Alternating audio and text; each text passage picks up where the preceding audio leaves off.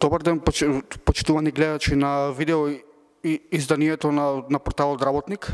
Денеска сме тука во седиштето на самостојниот синдикат за образование, наука и култура СОНК и ќе му поставиме на председателот на СОНК Јаким Неделков неколку прашања. Председател, добро дојдовте. Добре, најдов, добре дојдовте и вие во седиштето на СОНК. Вака сега, значи, моето прво прашање е според вас дали понудата од која што ви ја даде Министерството за образование и наука за зголемување на платите од април 2020 година е прифатлива? Па многу пати во изминатиот период имам дадено изјава дека според мене и не е важно јас што мислам, важно е најголемиот дел од нашите членови што мислат во однос на дадената понуда.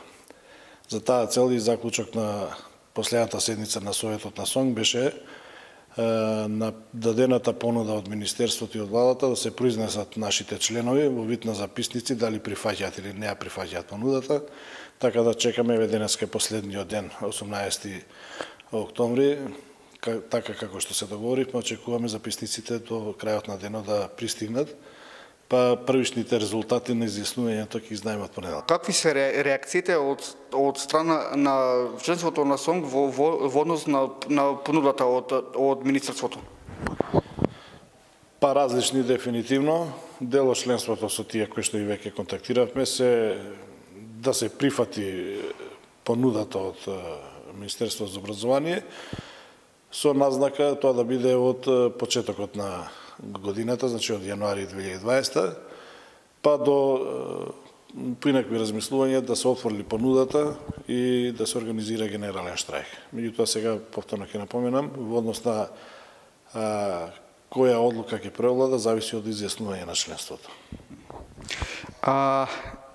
Дали има шанси СОНК да влезе во генерален штрајк? Да, дефинитивно има шанси.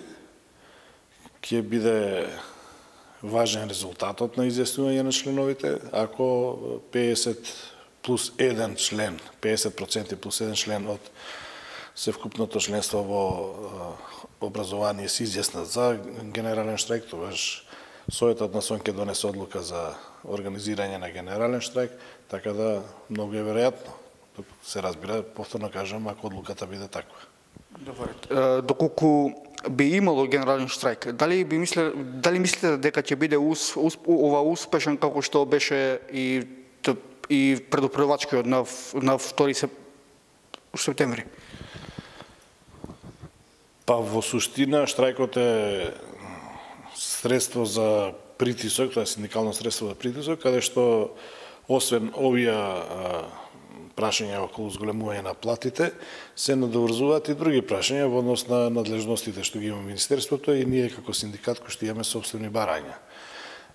Како и да е, со штрајкот се остваруваат повисоки права од оние што ги имале членовите до тогаш. Дали ќе биде успешен или не, во овој момент не можам да кажам, меѓутоа општо познато е дека од штрајк не се излегува без соодветни придобивки. Со оглед на тоа, генерално сметам дека ќе биде успешен. И моето последно прашање, добивате ли реакција од страна на меѓународните и европските синдикати, мислам, федерации на синдикати, дали што тие мислат за статусот на просветните работници во Македонија? Па ние сме членки на Европската конфедерација на наставници, на синдикати за образование, сме членки на Интернационалата за образование. Во тој контекст ние редовно пуштаме извештаи до овие две институции, знаат за состојбите во Македонија какви се во однос на социјалниот статус на вработените, условите за работа и така натака, ги познаваат сите болни точки и прашања што ги имаме во нашиот образовен систем, така да ние безрезервно добиваме поддршка од Европската конфедерација на синдикатите за образование, секако и од Интернационалната за образование. Она што тие можат во рамките на нивните надлежности да го прават, меѓутоа тоа што ние одека дома треба да го направиме како програмска определба, како статутарна определба, ние тоа самите мораме да го завршиме. Во секој случај, добре дојде на ние помошта од надвор, која што многу пати до сега се покажало и како пресудна во некои вакви тешки моменти.